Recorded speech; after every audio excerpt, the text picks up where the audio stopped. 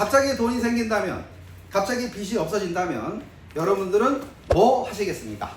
채무를 탕감해준다. 빚이 많은 사람은 싹 없애주고 돈이 없는 사람은 돈을 준다. 안녕하십니까, 퇴직고인입니다. 오늘은 말도 많고 탈도 많은, 여기에 해당이 되시는 분한테는 너무나 즐거운 소리, 해당이 되지 않거나 관심이 없으신 분들에 대해서는 너무한 것 아니냐라는 것에 대한 이슈, 오늘의 이슈, 추경에 대해서 이야기를 해보도록 하겠습니다. 추경, 여러분 인생 사시면서 갑자기 계획하지 않았던 돈이 생겨버린다.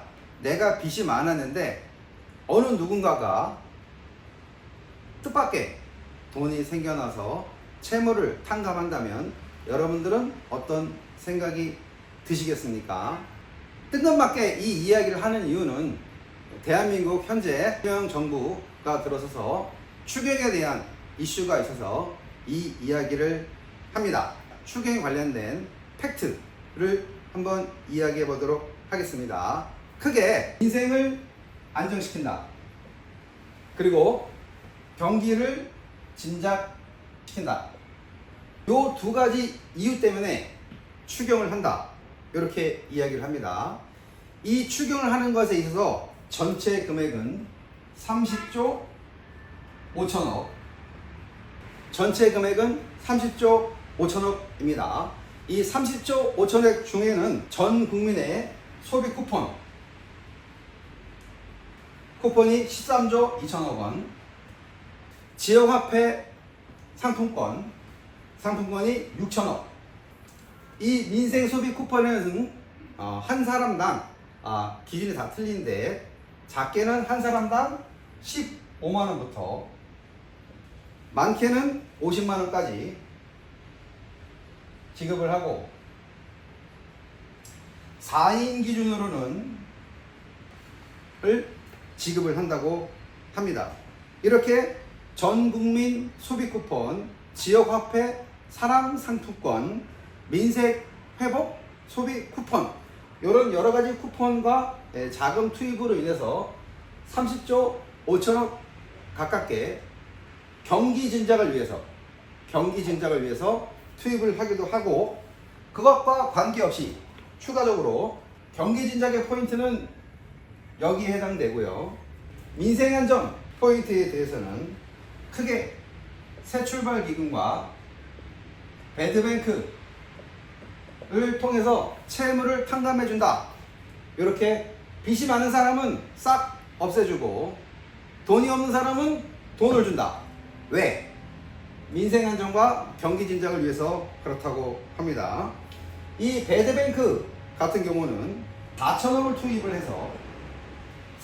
투입해서 7년 이상 장기 연체자 5천만 원 이하에 해당되는 사람들은 채무를 탕감해 주겠다. 개인 무담보 채권이라고 하는데, 개인 무담보 채권을 일괄 매입해서 빚을 탕감한다.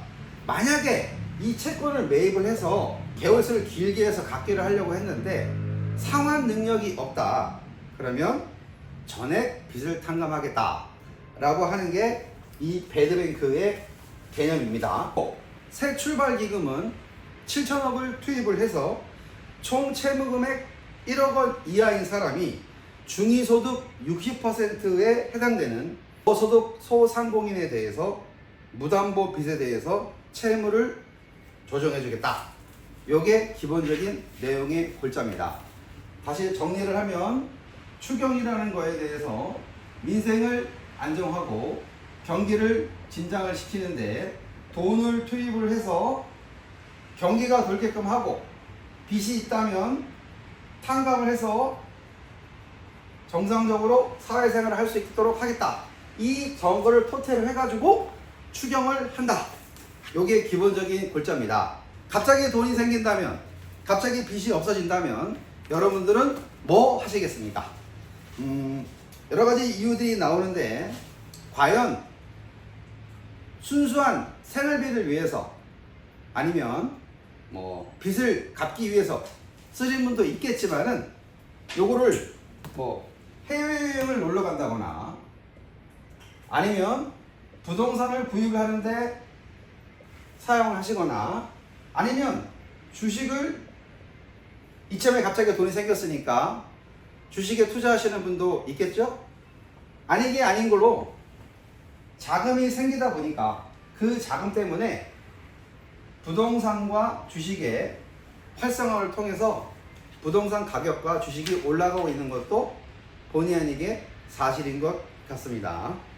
여기서 중요한 포인트는 중위소득 60%짜리를 끊어서 그 사람에 해당되는 것만큼만 채무를 갚아주겠다. 그게 아마 기본적인 해당이 되는 것 같아요. 제가 이 영상에 중간에 한번 단어로 말씀을 드리겠는데 중위소득 60%가 어느 정도 수준인지 그거를 확인할 필요가 있는 것 같습니다. 또 하나는 아까 말씀드린 배드뱅크 같은 거, 빚이 많은 사람을 채무 통감해서 없애주고 한다고 하지 않았습니까? 근데 그게 7년 이하의 1년 이상 된 것, 7년 이상 된 부채.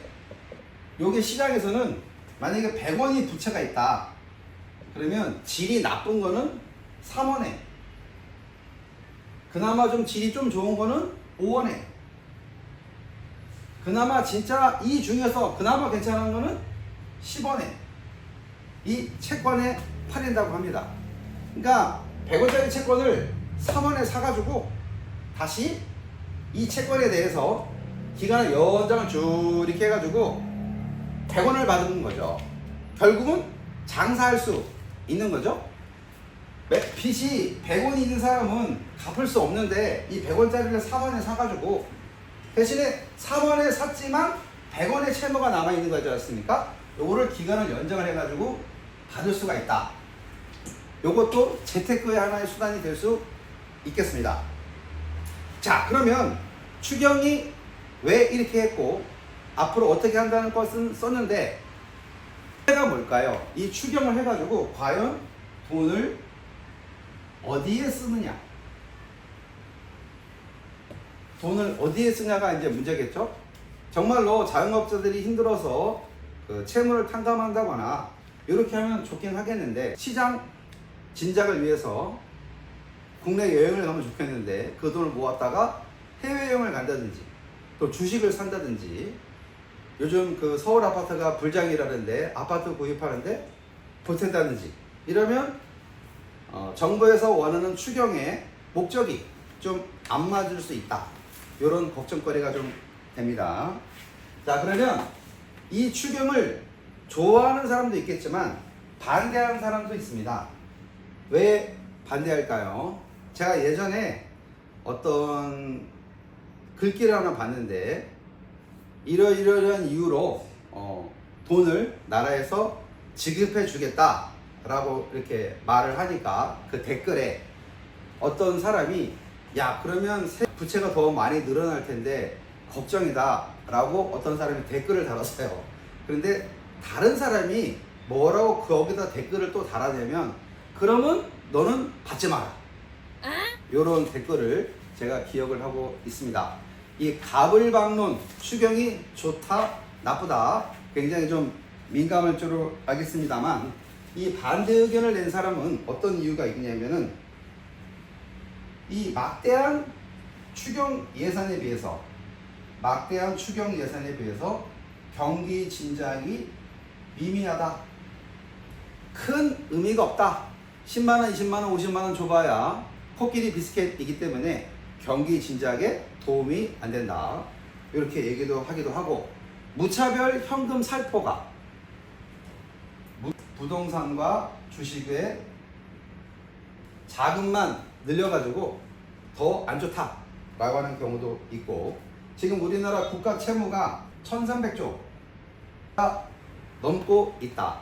그래서 나라 걱정이 심각하다. 또 이번에 추경을 한다는 게 한 번만 한다는 건지 백화점 바겐세일처럼 계속해서 꾸준하게 연속적으로 할 건지 헷갈린다. 막대한 지출 대비 경기 부양이 미미하고 이 현금 살포로 인해서 부동산과 주식이 올라가고, 안 그래도 부채가 많은데 나라의 부채가 심각해지고 한 번 할 건지 계속해서 할 건지 헷갈린다. 이런 이유 때문에 추경을 하는 거에 대해서 반대하시는 여론도 있습니다. 자, 한 가지 말씀드리고 싶은 건 전 세계적으로 국가 부채가 제일 많은 나라는 1위가 캐나다입니다. 2위는 대한민국. 전 세계적으로 물가가 비싼 나라 1위 스위스, 2위 대한민국입니다.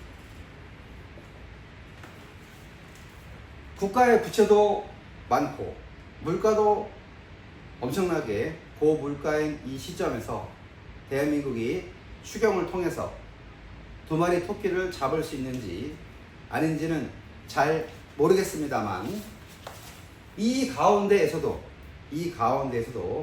잘 살펴보면 돈을 벌 수 있는 기회가 있습니다. 100원 하는 채권이 3원, 5원, 10원을 받아서 이 채권에 대한 가격만큼 다시 판매가 이루어졌을 때 여기서 막대한 수익을 거둘 수 있다. 요게 첫 번째고요. 예전에도 그런 문제가 많았지만 지역 화폐를 나누어 줬는데 당장 그 지역 화폐를 받은 사람은 쓸 필요가 없어서 그냥 지갑에 넣어 놓을 수도 있겠지만 그 지역 화폐를 받은 그 사람이 현금이 바로 필요하다고 했을 때 항상 뉴스에 나오는 이런 개념이 속출될 수 있을 것 같습니다. 이 추경은 정부에서 하는 거기 때문에 저희들이 감나라, 콩나라, 판나라 이야기를 할 수는 없겠지만 그 돈의 흐름 속에서 이 가운데서도 수익을 낼 수 있는 방법이 있다면, 정보를 얻을 수 있는 방법이 있다면 여러분들한테 도움이 되고자 오늘 이 영상을 켰습니다.